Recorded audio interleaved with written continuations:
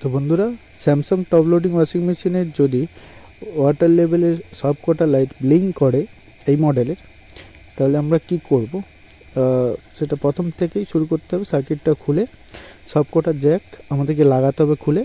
তাও যদি না হয় তাহলে ডোর সুইচের যে তারটা ওটা ঠিক করে লাগাতে হবে, দরকার হয় শর্ট করে দেব। শর্ট করে তারপর যদি না হয় প্রেসার সেন্সারের যে পাইপটা আছে ওটা ফুঁক মেটে দেখবো, যদি না হয় তাহলে জ্যাক ফ্যাক খুলে ভোল্টেজ ঠিক করে আসে। এটাতে দেখতে পাচ্ছ এটাতে পিনটা সালফার পড়ে গেছে, তাও আমি ওটাকে ঘষে লাগালাম, দেখছি ওটা হচ্ছিল না, তাই দোকান থেকে একটা নতুন কিনে এনে লাগালাম স্যামসাংয়ের।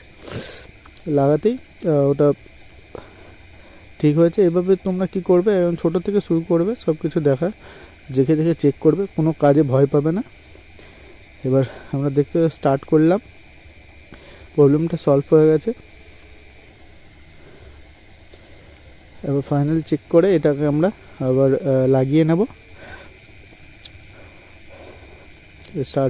স্টার্ট হচ্ছে, প্রবলেম সলভ হয়ে গেছে।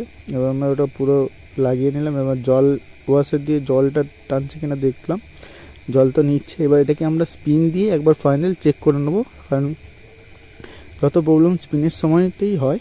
তো আমরা স্পিন দিয়ে চেক করে নেবো এটা ড্রামটা ঘুরছে কিনা। জলটা টানছে, ড্রেন হয়ে যাচ্ছে,